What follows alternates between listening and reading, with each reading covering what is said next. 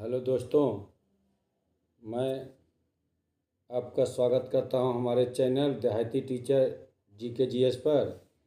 जैसा कि आपको पता है, बीएसएससी का नोटिफिकेशन आ गया है। अब मात्र 2 से ढाई महीना का समय है आपके बीच, और मैं आपके लिए लाया था कल एडुटेरा का जो पहला सेट था। आज उसी का आगे बात पढ़ाने जा रहा हूं और सेट नंबर 2 लाने जा रहा हूं। और कुल मिला के 15 सेट है इसमें। बीएसएससी के नवीनतम पैटर्न है जो आपको परीक्षा में 100% चांस है कि इसी के पैटर्न पर आने वाली। और आप पहला अगर देख लिए होंगे तो आप समझ में आ गया कि कितना महत्वपूर्ण सेट मैं आपके लिए लाया हूँ, और एडुटेरा का कितना अभी महत्व है आपको पता है। इसलिए मैं अब शुरू करता हूँ, ज़्यादा किसी डायरेक्ट मुद्दे पर आता हूँ। और आज का दूसरा सेट जो है उसको शुरू करता हूँ। इसका पहला क्वेश्चन आपके बीच ये रहा। क्वेश्चन है कि रोग प्रतिकारकों को उत्पन्न करने वाला सेल कौन सा है। तो सेल कहते हैं कोशिका को। तो जो रोग प्रतिकारकों मतलब रोग से लड़ने वाला, प्रतिकारक मतलब होता है उसका विरोध, प्रति का मतलब होता है उल्टा। तो जो रोग से लड़ने की क्षमता होता है वो है कौन सा सेल? लिम्फोसाइट।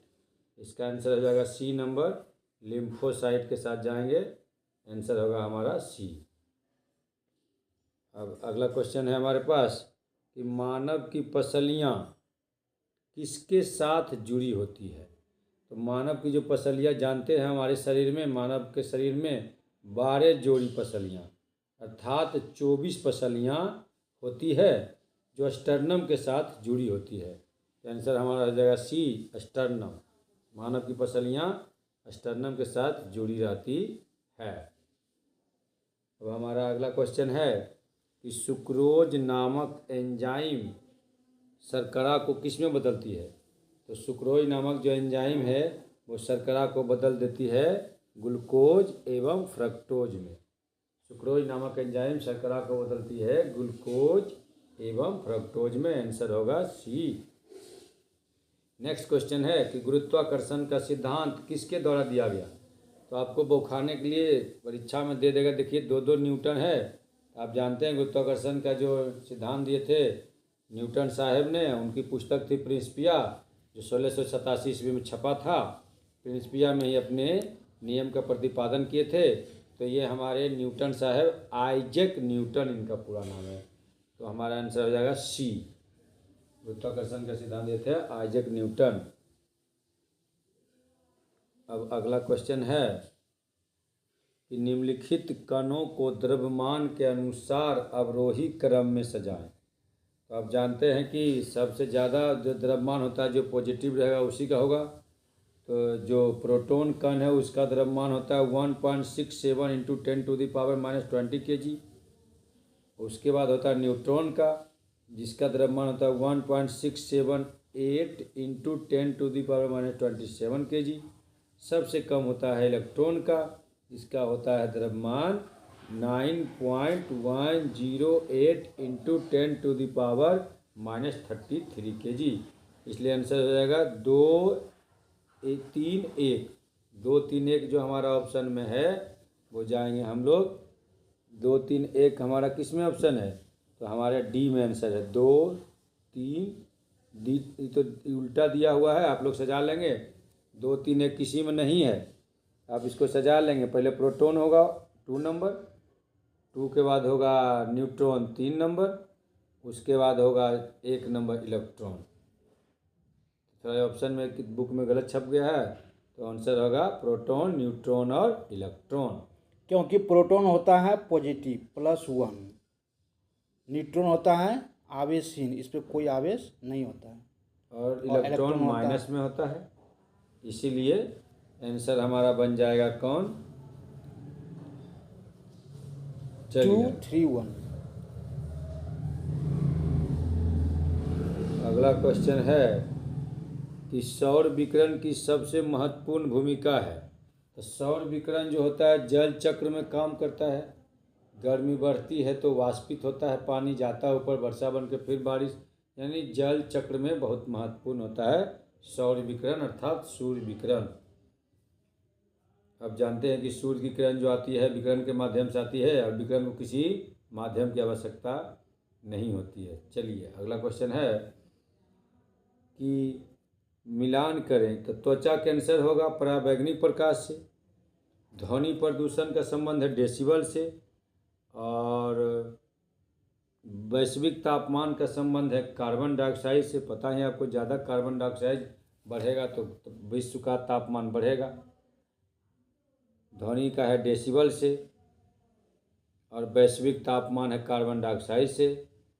और ओजोन छिद्र जो हुआ है, पता है आपको, ओजोन छिद्र होता है क्लोरोफ्लोरो कार्बन से, CFC से, जो हमारे घर में, आप अपना मिला लेंगे आंसर। अब नेक्स्ट क्वेश्चन आपके बीच ला रहे हैं।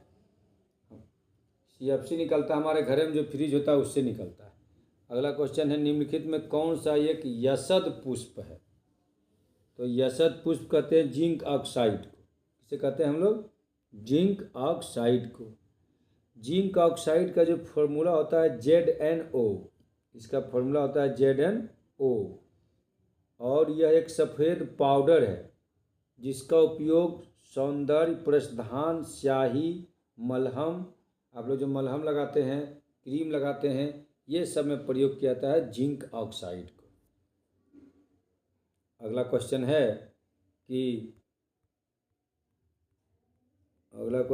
कि शुष्क सेल यानी सूखा बैटरी, शुष्क सेल में निम्नलिखित में किनका विद्युत अपघटय के रूप में होता है?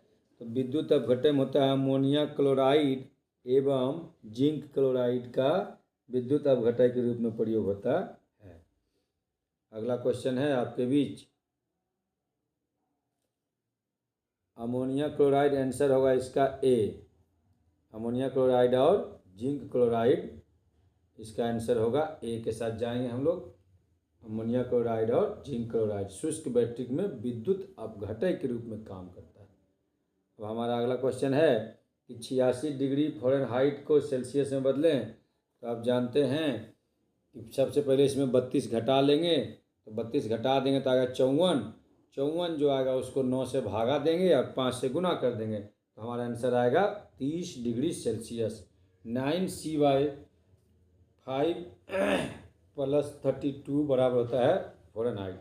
9C/5 + 32 = F फ़ारेनहाइट होता है। ठीक है, इस फॉर्मूला को धर के आप निकाल लेंगे। F का मान वहाँ दिया हुआ है, 86 रखेंगे, आपका आंसर आ जाएगा 30 डिग्री सेल्सियस। ठीक है, अब नेक्स्ट क्वेश्चन करते हैं हम लोग कि लेजर का उपयोग किस में नहीं होता है?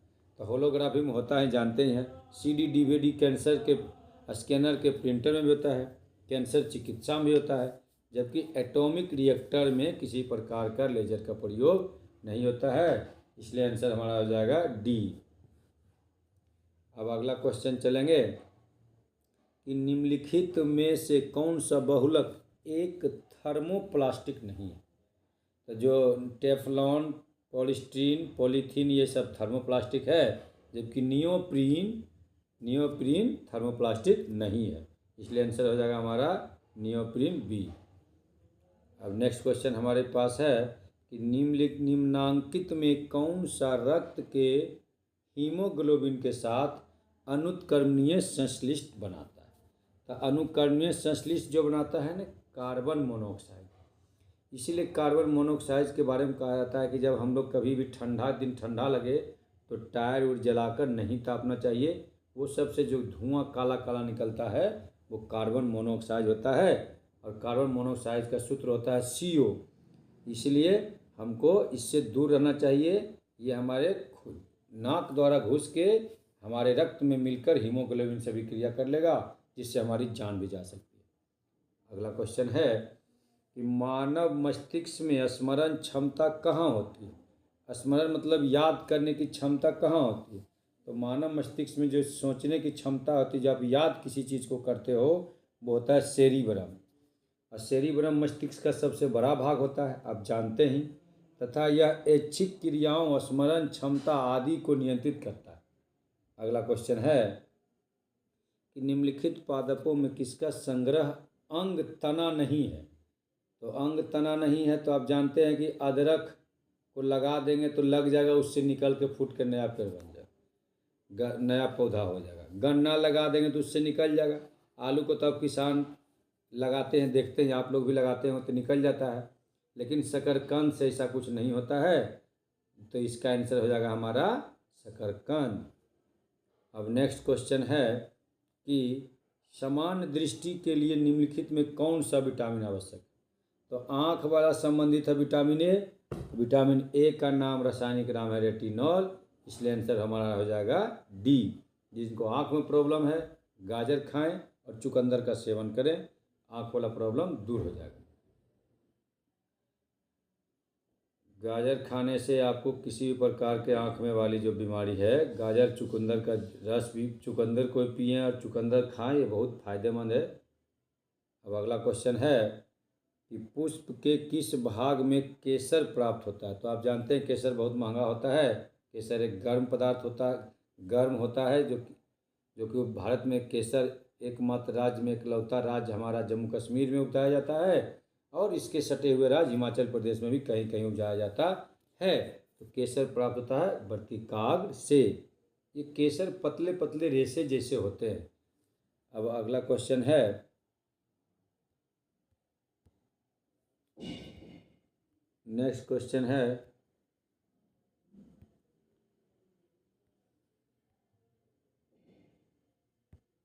कि निम्न में कौन सा अंग मनुष्य के मादा प्रजनन, मादा में स्त्रीलिंग, मादा प्रजनन से संबंधित नहीं है? तो गर्भाशय होता है स्त्रीलिंग में, अंडवाहिनी भी होता है जानते ही, और अंडाशय का एक युग्म होता है, युग्म ने जोड़ा, तो अंडवाहिनी भी होता है, अंडाशय भी होता है और गर्भाशय भी होता है। लेकिन ये जो शुक्रवाहिनी है ये केवल पुरुष के पास होता है, इसलिए आंसर हो जाएगा इसका सी। आंसर सी हो जाएगी, शुक्रवाहिनी मनुष्य के मादा प्रजनन अंग से संबंधित नहीं है, यह पुरुष अंग से संबंधित। अभी तुरंत ही इसका पिछले पढ़ा था कि निम्नांकित में कौन सा यशद पुष्प कहते हैं? तो जिंक ऑक्साइड को कहते हैं यशद पुष्प, इसलिए क्वेश्चन वही है, खाली रूप बदल गया। इसका आंसर हो जाएगा हमारा जिंक ऑक्साइड, आंसर सी, जिसका प्रयोग मलहम बनता है। आप जानते हैं मलहम में, दवाई में इस समय प्रयोग किया जाता है, क्रीम लगाने में। अगला क्वेश्चन है कि नाभिकीय ऊर्जा का उपयोग प्रायः कारक है, कारक माने कारण, तो नाभिकीय ऊर्जा का जो उपयोग प्रायः कारक है उष्मीय प्रदूषण, मतलब उससे उष्मा बहुत अत्यधिक निकलता है, इसलिए उष्मीय प्रदूषण होता है। नाभिकीय ऊर्जा का उपयोग होता है उष्मीय प्रदूषण, इसके कारण होता है। अगला क्वेश्चन है निम्नलिखित में से कौन सा वायु का अकार्बनिक गैसीय प्रदूषक है? तो अकार्बनिक मतलब इससे कार्बन नहीं निकले, तो हाइड्रोजन साइनाइड से भी नहीं निकलेगा और हाइड्रोजन सल्फाइड से भी नहीं निकलेगा, इसलिए हमारा आंसर हो जाएगा डी, बी और सी। बी और सी अकार्बनिक गैसीय।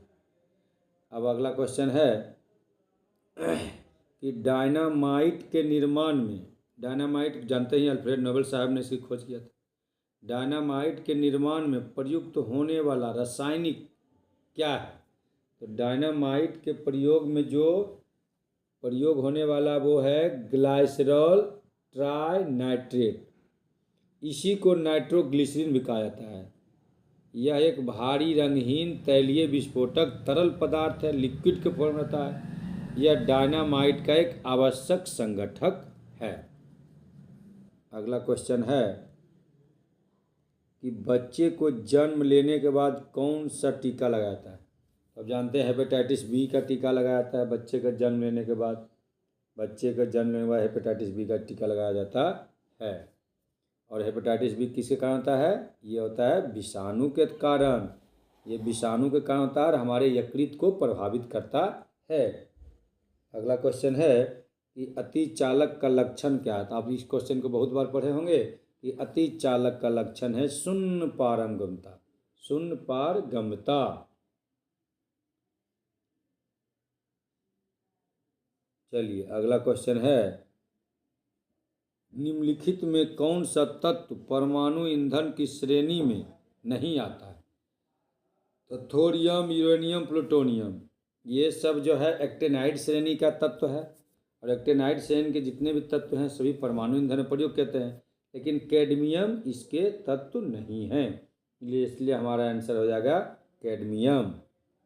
अगला क्वेश्चन है कि बज्जी संघ का वर्णन किस पुस्तक में है? तो बज्जी यानी वैशाली विश्व का संसार का सबसे पहला गणतंत्र जो था वो था बज्जी संघ। बज्जी संघ के विषय में जो जिक्र किया गया है वो है दीर्घ निकाय। पुस्तक का नाम है दीर्घ निकाय। अगला क्वेश्चन है कि जोते हुए खेत का प्रमाण सिंधु सभ्यता के किस स्थान से मिलेगा? तो खेत कहाँ जोतेंगे? तो बगाने में जोतेंगे। तो बगान यानी कालीबंगन। कालीबंगन में जुते हुए खेत का प्रमाण मिलता है। और आप जानते ही हैं कि कालीबंगन राजस्थान में है। बगान उगान के लगाएगा? राजा ही लगवाता है बगान।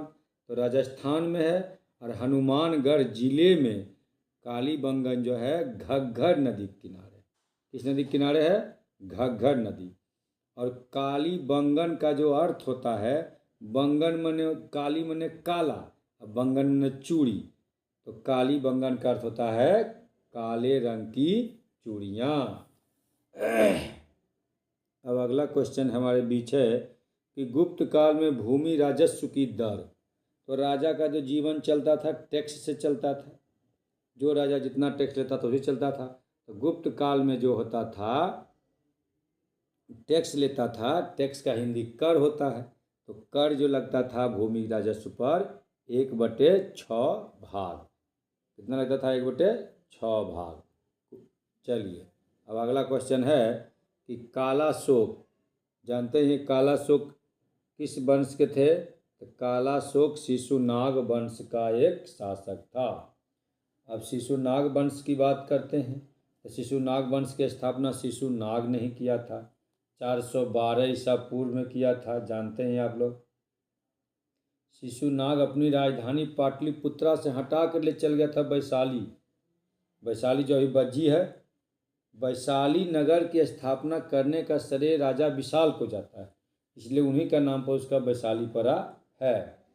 और लेकिन कालाशोक जो था पुनः वैशाली से राजधानी पाटलिपुत्रा ले आया था, शिशुनाग वंश की राजधानी।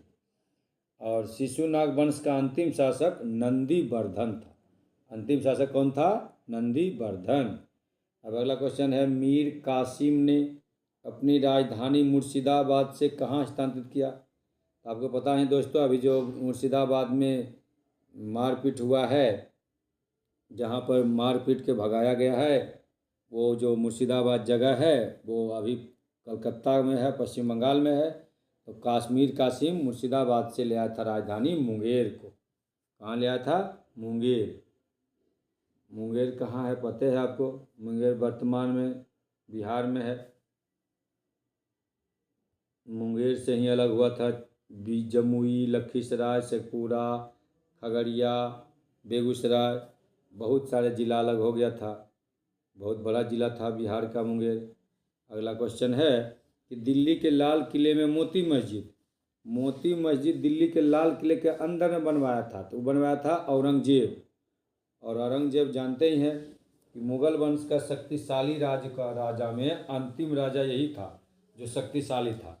औरंगजेब जैसे ही मरा उसके बाद इसके मुगल वंश जो धीरे धीरे अंतिम शक्तिशाली राजा था मुगल वंश का, धीरे धीरे इसका पतन होना शुरू हो गया। और लेकिन मुगल वंश का पूछेगा अंतिम राजा कौन था? तो बहादुर शाह द्वितीय या बहादुर शाह जफर। लेकिन औरंगजेब के बाद इसका धीरे धीरे राज मुगल वंश का डायनेस्टी धीरे धीरे डिक्रीज करते करते एक दिन कोलैप्स की स्थिति में आ गया। अगला क्वेश्चन है कि स्वराज दल की स्थापना बिहार में किसने की? तो बिहार में कृष्ण भगवान किए थे। यही श्री कृष्ण सिंह जी, ये हमारे बिहार के प्रथम मुख्यमंत्री भी थे। तो बिहार में स्वराज दल की स्थापना श्री कृष्ण सिंह ने किए थे। अब हमारा अगला क्वेश्चन है कि दिल्ली में किस सुल्तान ने स्वयं को नायाब ए खुदाई कहा? तो दिल्ली में 5 राजवंशों ने शासन किया था। तो पहला जो वंश किया था गुलाम वंश।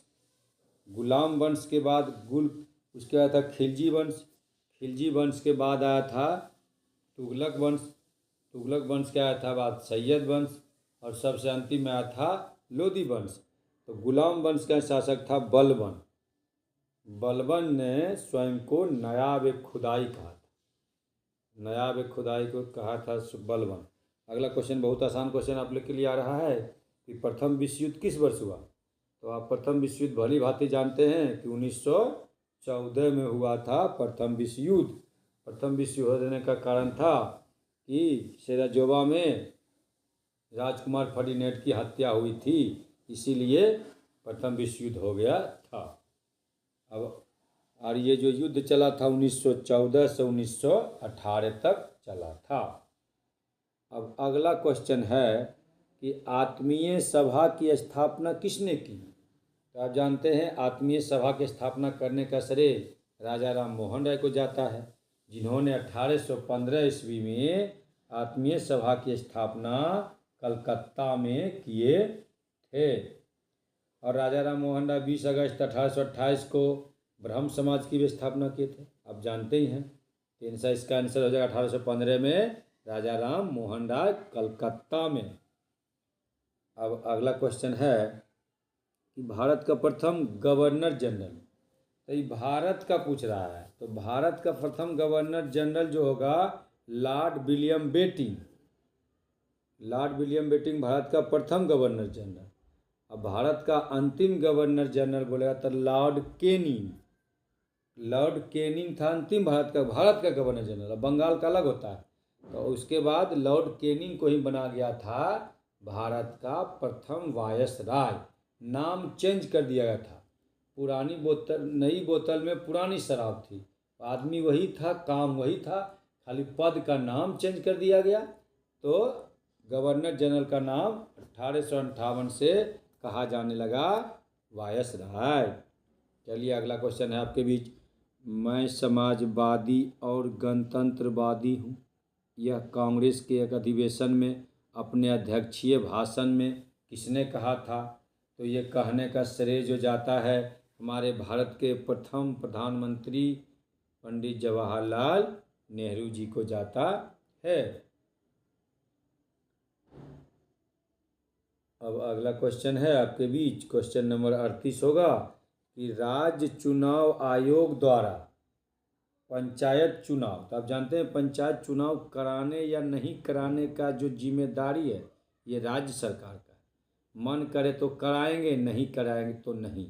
तो आपको पता है कि बिहार में एक बार जब नीतीश कुमार जी चुनाव कराए थे तो 23 साल के बाद हुआ था बिहार में मुखिया का चुनाव फिर से। तो ये चुनाव कराने का राज्य सरकार पर जाता है, और जिस अनुच्छेद के तहत संचालित और नियंत्रित जो होता है वह अनुच्छेद है 243 का को। 243 का को के अंतर्गत चुनाव कराया जाता है पंचायत चुनाव। चलिए अब अगला क्वेश्चन आपके बीच है कि भारत का राष्ट्रपति कितनी बार चुनाव। तो जानते हैं भारत में यहाँ एकदम नौकरी करने के लिए है एज लिमिट, लेकिन राष्ट्रपति, उपराष्ट्रपति, प्रधानमंत्री, मुख्यमंत्री, कोई भी मंत्री तंत्री नेता बनने का कोई भी लिमिट नहीं है। लगातार 10, 20, 50, 100 बार भी बन जाए कोई दिक्कत नहीं है। इसलिए भारत के राष्ट्रपति कितनी बार चुनाव के लिए हो सकते हैं, कितनी बार भी। आंसर हो जाएगा डी।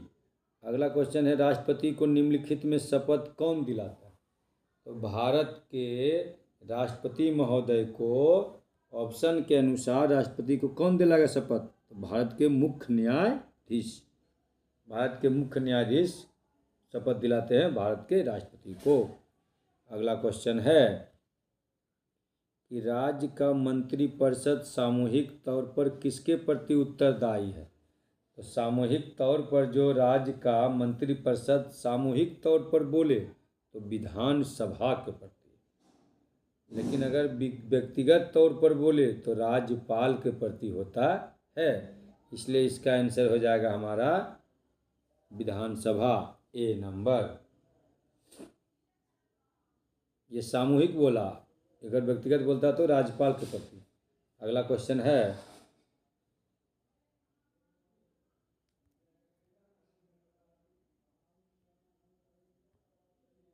आपके बीच क्वेश्चन नंबर 42।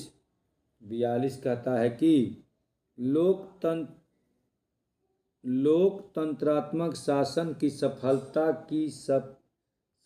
सफलता के लिए आवश्यक है। तो लोकतंत्र कब सफल होगा?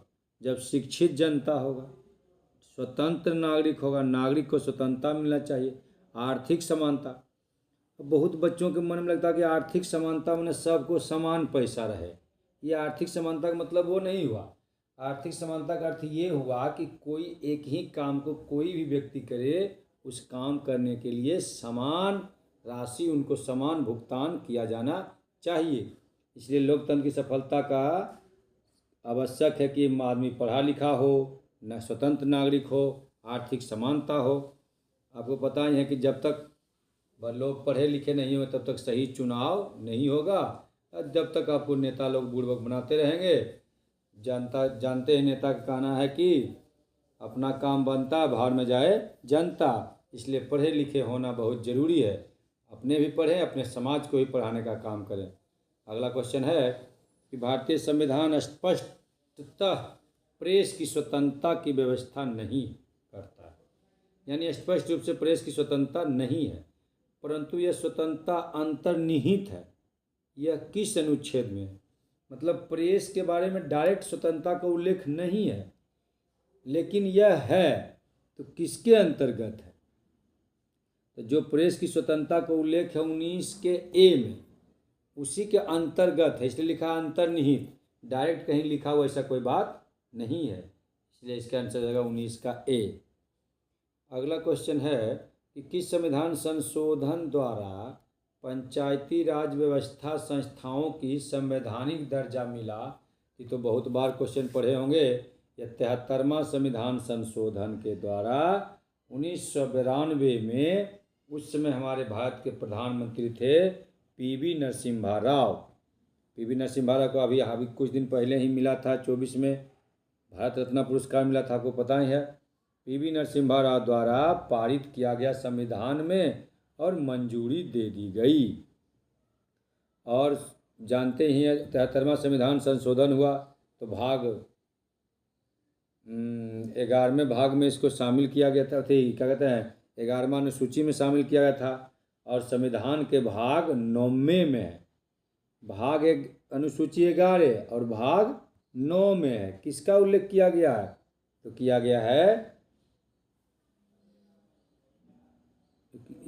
गया है पंचायती राज का। भाग पूछेगा तो मार दिएगा 9 और अनुसूची पूछेगा तो मार दिएगा 11। चलिए अगला क्वेश्चन है कि किस संविधान संशोधन द्वारा मतदान की आयु 21 वर्ष से घटाकर 18 वर्ष कर दिया गया?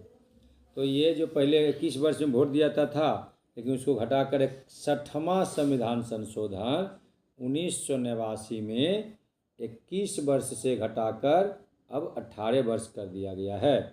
तो आप लोग वोट देंगे 18 वर्ष में। मुखिया बनना है, पंचायत का किसी भी स्तर पद पाना है तो 21 वर्ष में चुनाव लड़ेंगे। अब विधानसभा का चुनाव लड़ना है आपको, या तो आपको लड़ना है क्या कहते हैं लोकसभा का, तो 25 वर्ष में। और अगर आपको लड़ना है विधान परिषद का चुनाव या राज्यसभा का चुनाव तो 30 वर्ष में। राष्ट्रपति, उपराष्ट्रपति, राज्यपाल किसी भी ऐसे पद के लिए 35 वर्ष आयु निर्धारित है। अब अगला क्वेश्चन है कि सौर मंडल का प्रधान आकाशीय पिंड। तो प्रधान माने मुखिया। तो मुखिया कौन है सौर मंडल का? तो सबका पापा है सूर्य, जानते हैं।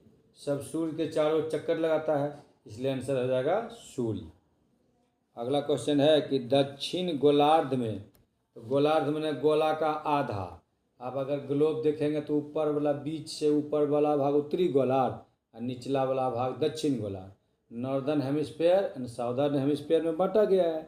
तो पूछ रहा है कि दक्षिण गोलार्ध में सबसे बड़ा दिन होता है। तो दक्षिण गोलार्ध में सबसे बड़ा दिन होगा 22 दिसंबर को। तो दक्षिण गोलार्ध में बड़ा दिन होगा तो उत्तरी गोलार्ध में बड़ा रात होगा, इसलिए हमारे यहाँ 22 दिसंबर को सबसे बड़ी रात होती है। इसलिए इसका आंसर है 22 दिसंबर को दक्षिण गोलार्ध में सबसे बड़ा दिन। और कहेगा कि उत्तरी गोलार्ध में सबसे बड़ा रात तो 22 दिसंबर को होता है। अब अगला क्वेश्चन है कि भारतीय हिमालयी क्षेत्र की सबसे ऊंची चोटी। तो भारतीय हिमालय का मतलब वो जो भारत के हिस्सा में है, तो भारत का हिस्सा में जो है वो है कंचनजंगा। कंचनजंगा दोस्तों जानते हैं आप लोग, इसकी ऊंचाई है 85-98 मीटर। कंचनजंगा की ऊंचाई है, जो भारत के सिक्किम राज्य में नेपाल के सीमा पर स्थित है। अब अगला क्वेश्चन है कि बिहार में 2001 से 2011 के दौरान जनसंख्या वृद्धि दर कितनी हुई। आप तो प्रतिशत निकालने जान में करते हैं। तो 2001 से 2011 के बीच जो जनसंख्या वृद्धि हुई 25.4, यानी 100 आदमी था ना, तो 125.4 आदमी बढ़ गया 10 साल में। पूरा दन दना के हिला दिया बिहार। अगला क्वेश्चन है कि विश्व का सबसे बड़ा द्वीप कौन है। तो विश्व का जो सबसे बड़ा द्वीप है ग्रीनलैंड। कौन द्वीप है? ग्रीनलैंड। ग्रीनलैंड। और ग्रीनलैंड जो है आर्कटिक महासागर में। कहाँ है? आर्कटिक महासागर में। ग्रीनलैंड का क्षेत्रफल 21,75,000 वर्ग किलोमीटर है। 21,75,000 वर्ग किलोमीटर फैला हुआ ग्रीनलैंड, इसलिए सबसे बड़ा द्वीप जो है ग्रीनलैंड। अगला क्वेश्चन है कि तमिलनाडु में जाड़ों में लिखना चाहिए, जोरों से लिखा गया, जाड़ों में वर्षा क्यों होती है। तो जो तमिलनाडु में जाड़ों में वर्षा होती है उत्तर पूर्व मानसून के कारण। और हम लोग के यहाँ जो गर्मी में वर्षा होती है तो उत्तर का उल्टा दक्षिण, उत्तर का उल्टा दक्षिण और पूरब का उल्टा पश्चिम। तो हम लोग के यहाँ जो वर्षा होती है उत्तर दक्षिण पश्चिम मानसून से। किससे होती है? और जबकि तमिलनाडु में ठंडा होती है उत्तर पूर्व मानसून से। अगला क्वेश्चन है कि विश्व में ताजे पानी की सबसे बड़ी झील। तो सबसे बड़ा झील विश्व में तो नामे है सबसे बड़ा, तो सुपर झील, तो सुपीरियर झील। ताज़ा पानी सुपीरियर झील में मिलेगा आपको।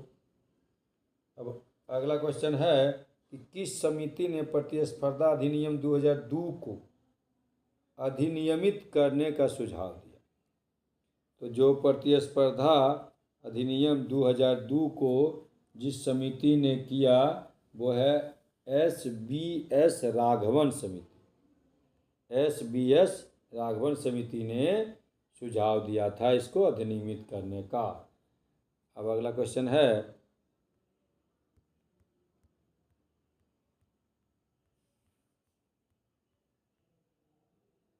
अगला क्वेश्चन है 54वां, गरीबी रेखा को निर्धारित करने के लिए कौन सा संगठन सर्वेक्षण करता है। सर्वेक्षण मैंने घूम घूम के जांच करके पता करके लगाएगा कि कौन गरीब और कौन अमीर है। तो इसका करता है NSSO। कौन करता है? NSSO। चलिए अगला क्वेश्चन, इसका हिंदी पूरा नाम होता है राष्ट्रीय नमूना सर्वेक्षण कार्यालय। अब अगला क्वेश्चन है कि वातावरण मुख्य रूप से किसके द्वारा गर्म होता है। तो जो वातावरण गर्म होता है दीर्घ तरंग स्थलीय विकिरण द्वारा। दीर्घ तरंग स्थलीय विकिरण द्वारा मुख्य रूप से वातावरण गर्म होता है। अगला क्वेश्चन है कि निम्नलिखित में से अधिक जैव विविधता कहाँ पाई जाती है। तो जैव विविधता, जैव माने जीव और विविधता माने ढेर सारा। तो जो जैव विविधता पाई जाती है उष्णकटिबंधीय क्षेत्र में। कहाँ पाई जाती है? उष्णकटिबंधीय क्षेत्र में जैव विविधता अधिक पाई जाती है।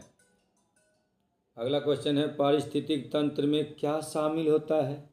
तो आप जानते हैं पारिस्थितिक तंत्र में क्या शामिल होता है। तो पारिस्थितिक तंत्र में होता है कोई भी विद्यमान समुदाय और उसका परिवेश। कोई भी विद्यमान समुदाय उसका परिवेश पारिस्थितिक तंत्र में शामिल होता है। अगला क्वेश्चन है कि पारिस्थितिक विज्ञान केंद्र कहाँ स्थित है। तो पारिस्थितिक विज्ञान केंद्र है कर्नाटक की राजधानी बेंगलुरु में पारिस्थितिक विज्ञान केंद्र का मुख्यालय है। अगला क्वेश्चन है कि वातावरण मुख्य रूप से किसके द्वारा गर्म होता है। अभी तुरंत ही पढ़ा था मैं इस क्वेश्चन को। तो वातावरण मुख्य रूप से गर्म होता है दीर्घ तरंग स्थलीय विकिरण द्वारा। दीर्घ तरंग स्थलीय विकिरण द्वारा वातावरण गर्म होता है। इसका आंसर हो जाएगा ए नंबर।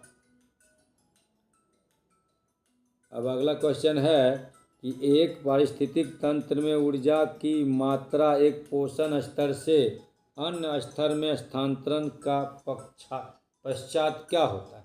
यानी एक पोषण से दूसरे पोषण में जब जाएगा ऊर्जा का स्तर तो उसका क्या होगा, घटेगा कि बढ़ेगा।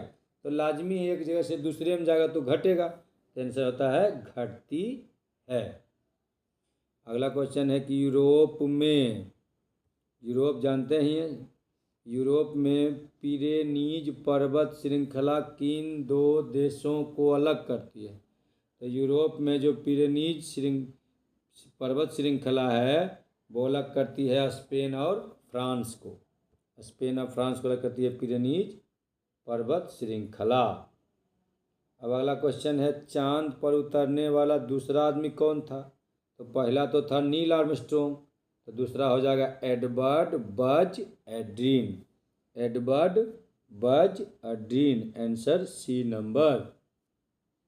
अगला क्वेश्चन है कि पहला था नील आर्मस्ट्रॉन्ग, दूसरा हो जाएगा एडवर्ड बज एड्रीन।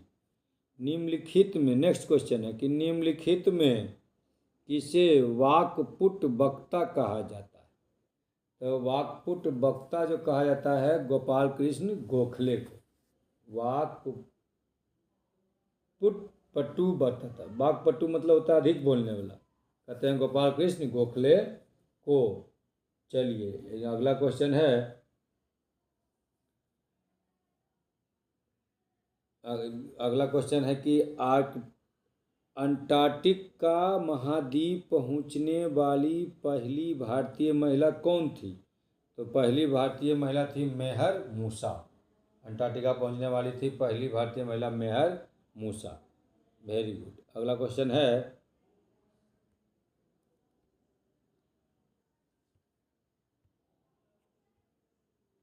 कहता है भारतीय न्यूक्लियर विज्ञान के जनक। तो भारतीय न्यूक्लियर विज्ञान यानी परमाणु विज्ञान के जनक कौन थे। तो ये थे होमी जहांगीर भाभा। तो इसका आंसर हो जाएगा होमी जे भाभा। इसका आंसर हो जाएगा ए नंबर। अब अगला क्वेश्चन है भारत का पहला पनडुब्बी पर्यटन किस राज्य में शुरू किया जाएगा। तो भारत का पहला परमाणु पनडुब्बी पर्यटन जो शुरू किया जाएगा गुजरात में। गुजरात की राजधानी गांधीनगर। अगला क्वेश्चन है कि केंद्र सरकार ने पिछले कुछ वर्षों में राष्ट्र विरोधी गतिविधियों में संक्षिप्त होने के कारण किन संगठन पर प्रतिबंध लगाया। मैंने देश का राष्ट्र विरोधी है, तो कौन कौन था जो राष्ट्र विरोधी था। वो है, पहले तो है तहरीक ए हुर्रियत, दूसरा हो जाएगा जमात ए इस्लामी, तीसरा है जम्मू कश्मीर लिबरेशन फ्रंट। ये सभी देश विरोधी ताकतें थी, इनको पर प्रतिबंध लगाया गया। और चौथा है जम्मू कश्मीर डेमोक्रेटिक फ्रंट। ये सब जितने भी थे सब देश को डुबाने वाले थे। और आप देख ही रहे हैं आजकल एक ट्रेंड चल गया है भारत में कि आग लगा देता है, सरकारी संपत्ति को नुकसान पहुंचाता है। ये कब थमेगा भारत को नुकसान पहुंचाने वाला। अगला क्वेश्चन है कि रेल मंत्रालय के तहत किन दो केंद्रीय सार्वजनिक क्षेत्र उद्यमों। रेल मंत्रालय के तहत किन दो केंद्रीय सार्वजनिक क्षेत्र उद्यमों को वित्त मंत्रालय द्वारा नवरत्न का दर्जा दिया गया है। तो जो नवरत्न का दर्जा दिया गया है वह है IRCON और RITES लिमिटेड। रेल मंत्रालय के तहत IRCON तथा RITES जिन्हें केंद्रीय सार्वजनिक क्षेत्र उपक्रम में क्रमशः 15वें और 16वें नंबर पर नवरत्न के रूप में घोषित किया गया है। यह दर्जा जो दिया जाता है दोस्तों वित्त मंत्रालय द्वारा प्रदान किया जाता है। चलिए अब अगला क्वेश्चन है कि हाल ही में किस राज्य में हर जिले में ड्रोन पुलिस यूनिट की स्थापना हुई। यानी जितना जिला उतना ड्रोन पुलिस रहेंगे, ड्रोन से नज़र रखेंगे। ये किया गया है बिहार सरकार द्वारा। बिहार सरकार जानते हैं 112 एकदम एम्बुलेंस सेवा, एकदम पूरा पुलिस सेवा दगले है। जहाँ कुछ हो तुरंत फ़ोन कीजिए, आपको किसी प्रकार कोई प्रॉब्लम हो, कोई आपको किसी पर शंका हो, जो गलत काम करने वाला है उसको आप तुरंत पुलिस पकड़ा जा सकते हैं 112 पर कॉल करके। अब अगला क्वेश्चन है दोस्तों, वर्ष 2030 फीफा विश्व कप, फीफा में फुटबॉल, 2030 फीफा विश्व कप कितने महाद्वीपों में आयोजित किया जाएगा। तो जो 2020-30 का जो खेला जाएगा फीफा, वह 3 देशों में आयोजित किया जाएगा। यह 3 महाद्वीप है, अफ्रीका में भी होगा, इसका कुछ मैच यूरोप में भी होगा और कुछ मैच दक्षिण अमेरिका में होगा। इसमें कुल मिला के 6 देशों में यह होगा विश्व कप 2030 का फुटबॉल, जिनमें है Argentina, Morocco, Paraguay, Spain, Uruguay. इन सभी देशों में 2030 का फीफा वर्ल्ड कप किया जाएगा। यानी 3 महाद्वीप और 6 देशों में यह विश्व कप फुटबॉल का आयोजन किया जाएगा। अगला क्वेश्चन है दोस्तों कि निम्नलिखित में से किस व्यक्ति को जलवायु परिवर्तन के क्षेत्र में स्पिनोजा पुरस्कार 2023 प्राप्त। तो जो स्पिनोजा पुरस्कार 2023 प्राप्त हुआ नंदिनी दास को हुआ, नंदिनी दास। भारतीय मूल की प्रोफेसर डॉक्टर जोयिता गुप्ता को नीदरलैंड में